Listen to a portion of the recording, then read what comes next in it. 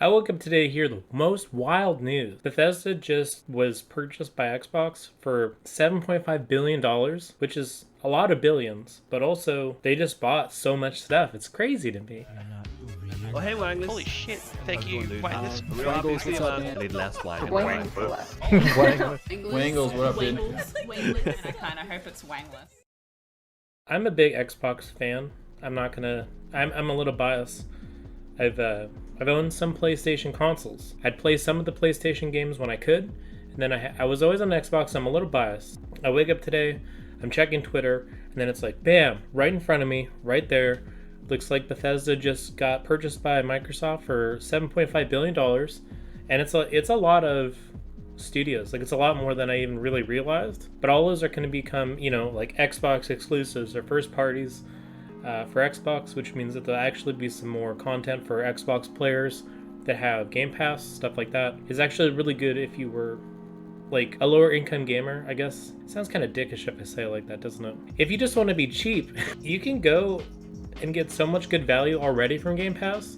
But next generation, there's a lot of games that are going to be, the ones that aren't already like confirmed to be multi-platform from Bethesda. There's a lot of games like Starfield, maybe in the next Elder Scrolls and stuff like that. But they'll be day and date on the Xbox, and it's giant news for Xbox and anyone who likes Xbox things. It also means that if you have a PC and you do the Game Pass for PC, you get those day and date. The Twitter post here reads, "Today is a special day. We're thrilled to welcome the talented teams and beloved game franchises of Bethesda Team Xbox. The studios, obviously Bethesda, their first party studio, the actual internal one, that does like Fallout and stuff. id Software, obviously ZeniMax and whatever they're working on in the shadows is the actual technology company there. Machine Games. They did the, why am I doing this? Like, this is not going to help you know what Machine Games is. Hey guys, what am I doing? What am I doing here? Dude, it's Clown World? Huh?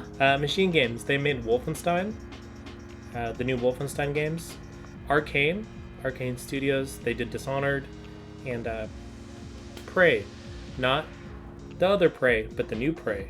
Is that confusing? Because yes, it is. I wish that they chose a different name. Tango Gameworks. Tango Gameworks is a very interesting studio.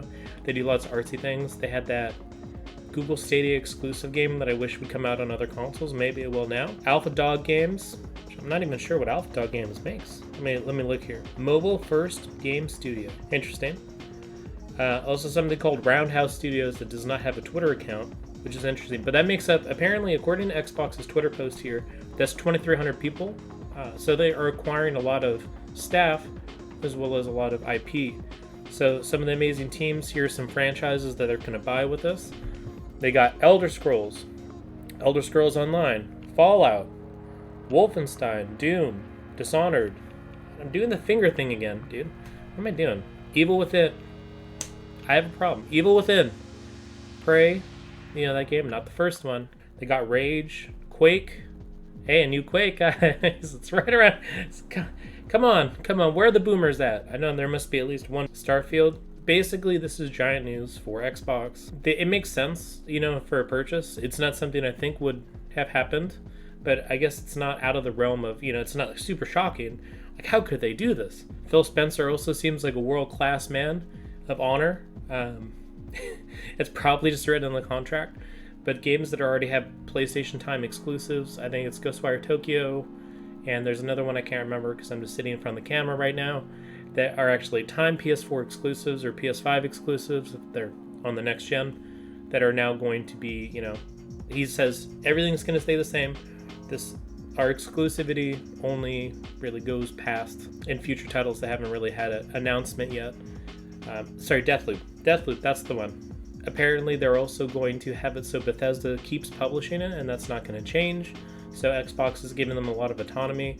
Really, Microsoft does this. If you guys actually look at Microsoft and what they own, Microsoft has a lot of server stuff that they do. They have a lot of like Great Plains and some of that software that businesses run on. Obviously, the software you use for the operating systems and stuff. But the real way Microsoft makes a lot of money as their mega corporation status is they buy a lot of other corporations that make a lot of revenue for them, and they just kind of have their like tendrils and everything. And this is, I think, another good example of Microsoft being like, yeah, this will provide benefit for customers on Xbox, but we'll just buy it and own your company. So when you report income, you keep reporting income, but that's really like you're an asset of our company. I think it's really good for Game Pass. I think adding all these games to Game Pass, and they're not things that need to, you know, be on the same kind of licensing deal. I've been burned on it a couple times already, where I'm playing a game and I'm halfway through a game save, and then all of a sudden, it's just gone. Just out of here, and that's just because, you know, they have some licensing or something, where they're like, our game studio that we don't own, we'll put it on Game Pass for 6 months. That's our deal. Here's the cash. What are your thoughts? Leave them in the leave them in the is that what I'm supposed to do as a YouTuber? Leave them in the comments below. Like and subscribe. Smash the button. I appreciate everyone for watching the video, and you guys have a great rest of your day, week, month, year. This is Chris, also Wangless. I will see you guys in the next one. Bye bye for now. Bye bye. Goodbye. Goodbye. Goodbye.